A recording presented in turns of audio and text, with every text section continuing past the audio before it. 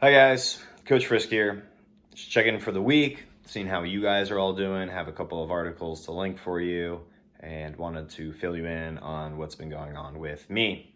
It's been a emotional week, a little bit hectic. About a week ago, Derby got hit by a car. Derby is my dog. We were out going to the bathroom at night and she got spooked and kind of drifted into the street and got hit by a car. Luckily, we spent the night at the emergency vet, or not really at the vet, outside in the parking lot because we couldn't go inside. But we spent the night there and we were lucky. We were super lucky. She's just got a couple scrapes on her. She's on some pain meds, which has been throwing off her sleep cycle, which means my sleep cycle has been thrown off. I don't think I've actually had a good night's sleep in about a week, but that's okay. And if I look a little frazzled and ramble on in this video, you guys know why.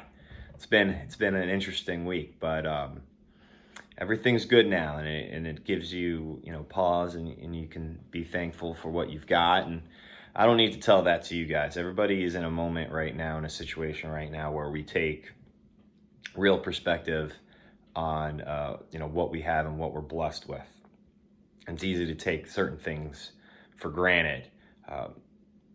But after a moment like, what we're going through right now with this quarantine, everybody's going to have this to go back to and think about anytime, they go into adversity or anything difficult, because they'll faced something very unique in the past. Before this, the previous time something like this had happened was probably September 11th, which was just a day, I'll never forget. Growing up right outside of New York City, for a lot of people in the country, it was a day to remember because, our country was under attack. For people where I grew up, it had a little bit of a different feeling because it wasn't just the country was under attack. It was, is my dad alive? We had a lot of people that worked in the World Trade Center where I grew up. And so it was just that much more real. And the reason why I bring this up is that, after, we went through that, and after we go through this, there's going to be a lot of changes and a lot of things that, we can't do anymore, or, things that we will be able to do. And you just got to be thankful that those elements haven't changed. From 9/11, the biggest change I think that everybody is aware of is that flying in and out of airports was never the same. All right, TSA, the people that check you at the security line, wasn't a thing before. Those were like private security companies, and there wasn't any like government run program that ensured the safety on flights. Like Department of Homeland Security wasn't a thing until September 11th. On the flip side of that, those are things that are like, whoa, big changes. Some of them alter the way you live your life. I mean, I remember the first time I flew alone as a kid in like 98, 99, I was going to Notre Dame swim camp, and my dad was able to walk me straight to the gate. I got on the plane, and then as I got off the plane, my uncle was able to get me straight at the gate at the other end of it.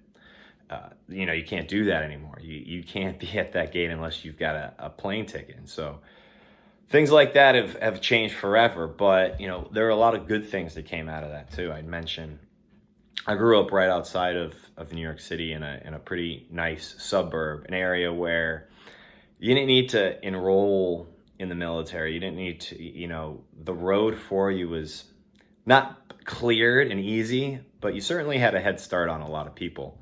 And so these people, a lot of people in my grade and above me and below me, enrolled in the military, Army, Navy, whatever. So, not just the academies, which is something I tried to do, but a lot of people had this heightened sense of patriotism and desire to, improve their communities and, protect the country.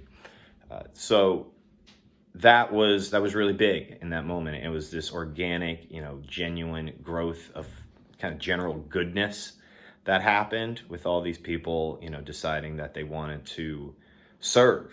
And that would have never happened if, unfortunately, the events of September 11th never happened. And as much as, there's some some real negatives to what's going on right now. I think our spirit, we get creative with our backs up against the wall, and that's when real growth and real dynamic change happens. So things are tough. Be thankful for what you have around you, and always try to become better and be optimistic and view through the lens of how can the situation I am in, how can I make that the best for me, for those around me. So that's kind of my inspirational thought for the day. Now I want to talk to you guys about just some of the places that you can stay sharp regarding swimming without ever actually getting into a pool. In order for coaches to stay sharp, it's important to kind of focus on our education. So a couple of places that I've been going to sharpen up my education is ASCA, which is the American Swim Coaches Association website. Just finished my level 4 training. There's about 5 levels of training in ASCA, in which I think somebody said at level 5 is only about 5% of the coaches in the country. And so I just finished up my level 4, which was very exciting. It was leadership school. So it was less about the X's and O's of swimming and more about, how to run a large group of people and get them to be all on the same page and move towards a goal. And so that's kind of what level 4 was about, getting a little bit more big picture than some of the lower levels, which were more about stroke mechanics and how to train and how to kind of set up a week of practice. Also on the ASCA swimming website is something they publish called the Journal of Competitive Swimming, I believe, or something along those lines. The Journal of Swimming Research, there it is. And that comes out, I believe, quarterly. And there's always some really good academic research papers regarding either swimming or something that relates to swimming. Academic research papers are awesome. That's where you have people doing studies at universities that are well set up in order to, figure out the answers to any sort of question. Everybody's done a science experiment, but these are vetted at the highest level, peer reviewed, and then only then are they released to the public and published. So these findings have been well researched and then double checked. And so this is all really, really good stuff. And not only can you get some of that stuff at the ASCA website, but you can also go into the National Institute of Health, the PubMed Central. I go there probably twice a month. And in the little search bar, I'll type in swim or VO2 max or swim performance or something along those lines and just see what is out there and what has just been looked upon by or just found out by researchers. So I think in swimming, it's good to learn from those before you and figure out what's made the sport successful, but it's also important to know where the sport is going. And the best way to do that is through, I think, some of these research articles.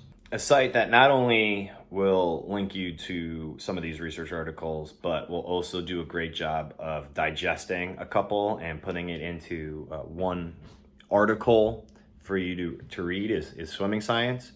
I follow them on Facebook on top of just visiting their website every once in a while just to make sure I get all their updates. And they do a really good job of taking, really abstruse kind of super scientific information and making it applicable for swim coaches and athletes rather than having to really dive into the weeds. So I really like that website as well. And the article that I'm linking below is regarding detraining, which I think at this time is very applicable to what we're going through. So going back to the Journal of Swimming Research, the article, the story that they put out this past quarter was regarding timing systems and how we judge places based on timing, if it should be hundredths, thousandths, or 10,000ths of a second that determines ties and place differential once you touch the touchpad. They use the Phelps-Cavich race in 2008, the 100 fly, kind of as the prime example. And their argument is not that Phelps didn't win the race or anything like that, but rather that race was so close that in a sport like track and field, that race would have actually been termed deemed a virtual tie because the difference in between Phelps touching and Cabbage touching could have actually been touchpad error. Like, Cabbage famously kind of came in slow on his finish, and so they're making the argument that Phelps clearly was number one, but so was Cabbage. And so I thought it was pretty interesting talking about the difference in thousandth of a second and touchpad user error and the differences between sports like track and field. They have the idea of like a photo finish, and they will give out dual gold medals if they did deem it what they said it was a virtual tie. So it wasn't an outright tie, but any difference between the two times being factored into computer error, user error, touchpad error. So I thought that was a pretty interesting swimming article. It doesn't really relate to some of the stuff that you would think about with swimming, but it obviously has a very direct impact on the sport when we're talking about making times and getting places. That's what we train for, is that racing element. So I think that is a very important thing to talk about. The swimming science article that we've linked is detraining, also something that's super important and relevant right now. And you guys can dive into that yourselves, but the two things that I pulled out of it that were really interesting is, one, a majority of your loss in aerobic base comes in the first week. So you guys, in theory, would have been screwed if this was only 2 weeks anyway, or 3 weeks anyway. You lose most of your loss is in that first week, and it's about 50%. So that's where the significant loss is, and that's also why we get on you guys about missing practices and chunks of time during the season. The most significant loss is that first week. So I thought that was pretty interesting. And obviously you continue to lose something, but it's not nearly as significant. It's kind of one of those asymptotes where it levels out a little bit. There's my fun math term for the day. So that was kind of the first thing I pulled out of it. The other thing I thought was or two other things I thought were interesting. One was those that have kind of more miles in the bank, if you will, are going to have an easier time getting back to where they were. So that's not necessarily, I'm in there for 30 hours a week. It's more of the idea of I work hard 6 times a week. I'm getting my heart rate up. I'm in a much better position to get back to where I was than somebody that was only doing it 3 times a week. And then the final point that I thought was interesting is that you can negate or minimize some of your drop-offs with as little as 3 aerobic sessions a week. So you don't need to still be going full speed ahead 5 times a week right now. It would be great if you can, 6 times a week. It would be great if you can. But you do, if you want to be able to hold on to any sort of aerobic base, you've got to be doing stuff a minimum of 3 times a week. Skill-wise, that's a totally different thing. Your feel for the water and getting that back, that's going to take time if you've been out of the water regardless. But we can at least know that we're physically in shape if we're keeping up our aerobic habits right now, a minimum of 3 times a week. Last thing I want to leave you guys with, if you haven't done so already, go on to ESPN Plus if you have an ESPN Plus account, or ESPN3 if you have ESPN through your cable provider. And on there, all or a majority of the NCAA conference meets from this past year. That's where the best swimming in the world is going on right now, is at NCAAs. There's no Olympics this year, so that's just what it is. We didn't have NCAAs, but the lead up to that was all the conference meets. SECs, men's and women's Ivies, Big 12s, ACCs. I don't think Pac-12 championships are up there, but all those have their finals sessions up there. And so you can go in there, watch all these elite athletes, and I think that's important not only for 2 reasons. The 2 reasons you want to watch kind of higher level college swimming is, one, it shows you what things are trends and what things you need to adapt to your game to be to get to the next level. So, for example, we talk a good deal about trying to get 6 kicks off your fly and your backstroke breakouts. You go watch the A final of SEC's 2 fly or SEC's 100 back. Everybody's kicking out far, and the people that aren't kicking out far and they're underwaters aren't winning. period. That you can find the aberration or the exception every once in a while, but they're not the ones doing it at the top. 7 out of 8, 8 out of 8 people are going to be doing it a certain way. And if you're not doing it that way, you better figure out how to get there. So I think, there's one good element. And then the other element is just seeing what is possible. So it's not just what is capable and what you should be doing to be relevant, but then also what's possible. What's the next step out? And, a great example of that is if you go to men's SECs and watch the 500 free and the mile for the men. Those were kind of the two big swims in conference championship swimming this year. Kieran Smith going, crazy American record in the 500 freestyle, and then Rob Fink in the mile, dropping like the NCAA and the American record by like 12, 13 seconds, which was just ridiculous. So go watch some swimming if you haven't already gone and started studying film. Another great place to do that is on ESPN. They've got all this recent film up there that you can watch and learn from the best. So that's what I got for you guys. Stay positive, stay strong. Catch you on the flip side. coachfriskquestions@gmail.com. Take care.